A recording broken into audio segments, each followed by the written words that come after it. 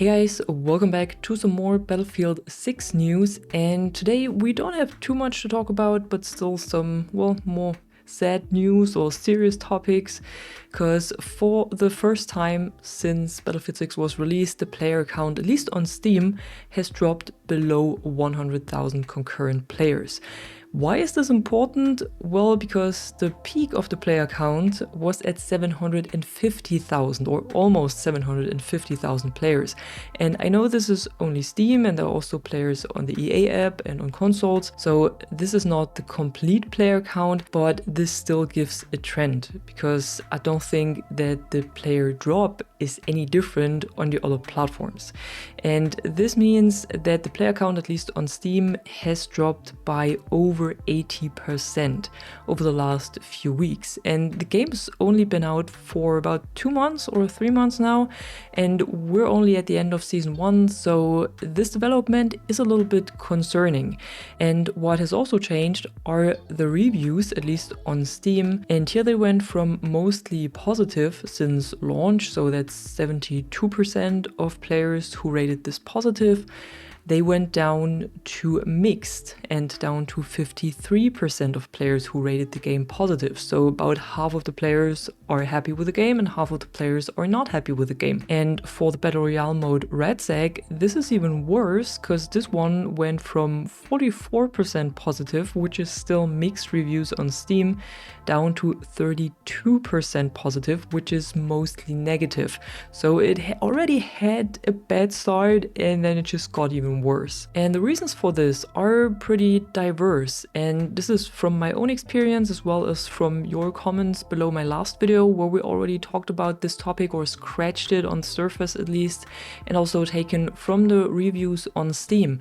And one thing that is always pointed out by people is the netcode and the hit registration, which is still not where it should be. Sometimes it's a little bit better after an update and then again it's worse. So this is a problem that Battlefield always had, and I feel like after more than 20 years it's about time to solve this and to figure this out. A lot of people are also pointing out the aggressive monetization that is a bit more reminiscent of a free-to-play game instead of a full-price title that you paid up to 100 euro for. Then a lot of battle passes or different battle pass paths, the different versions of the battle pass with the Ultimate or Battlefield Pro pass going up to 25 euro or $25 each season. And then there's the more general things. So there's the UI, for example, or the main menu. It's more about the main menu with all of those tiles and all of the 1,000 playlists where it's really hard to find the mode or the mode combination that you're actually looking for. And especially in regions with a very low player count, this system becomes an even bigger problem because for those people it's really hard to find the few crowded servers with these playlists, because the small player base is then also split up into all of these 1,000 modes and playlists. Then there is the inconsistency in general, that the game feels different each and every update, and it's a bit like gambling if the game will feel good or will work after the update, or if it will not work and what they will break after the update. I can remember that in Battlefield 2042 I was always excited when there was a new update, not only because maybe we got some new content, but also because they fixed something and the game usually felt better after an update. And with Battlefield 6 it's always a bit of hit and miss, quite literally, if the game will still work or if there will be issues, if it will be better or if it will be worse after an update. So this inconsistency really annoys people as well and drives them away from the game. And what is also always pointed out is the lack of gameplay content, so new vehicles, new weapons, new gadgets, and above everything else, new maps. I think what's also a huge problem is basically the absence of Breakthrough in Battlefield 6, which is a mode that has become the foundation of Battlefield alongside Conquest, and now Breakthrough is barely existing and is not as enjoyable as it was in former games, because for some reason they can't really get the infantry and vehicle balance right, and also not how the mode plays on the different maps. What's also still a huge problem for a lot of players is the progression system that feels frustrating and still way too slow, even though they already tweaked it. But still, it takes such a long time to unlock all the attachments for one weapon. Even if you put a lot of time into this game, and even if you would play it for 2 years, then you would still have a hard time to unlock all attachments for all weapons, and that's not the way it should be. And not even talking about that some of the gameplay content is locked behind these weird challenges where we're getting more and more and more, up to the point where it's really confusing and where you don't even know what challenge you're working towards, or when something's popping up during a game, what did you actually unlock?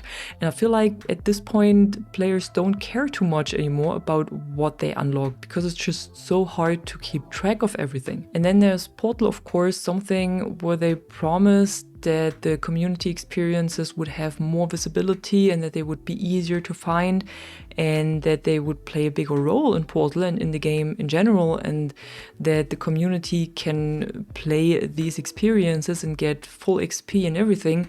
And the system they got in Battlefield 6 at first sounded pretty good, but then also turned out to be, well, not as good as we thought it would be. And the first thing that people did was create XP and kill farms. Who would have thought that? And now they have taken away the XP from Portal again, or largely at least, and they've driven away the community from Portal once again.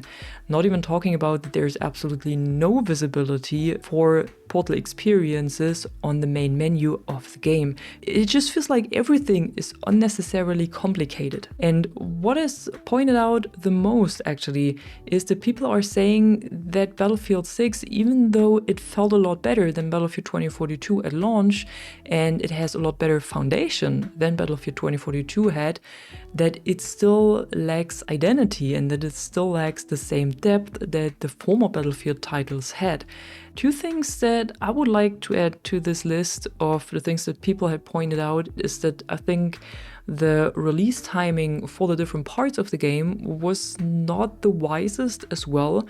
So releasing all of the parts in short succession was not the best idea, in my opinion. And then the second point where I'm actually wondering what happened is Battlefield Labs, because this was promised as being similar to the Battlefield 4 or Battlefield 1 CTE, and looking back now, it's not, or it was not.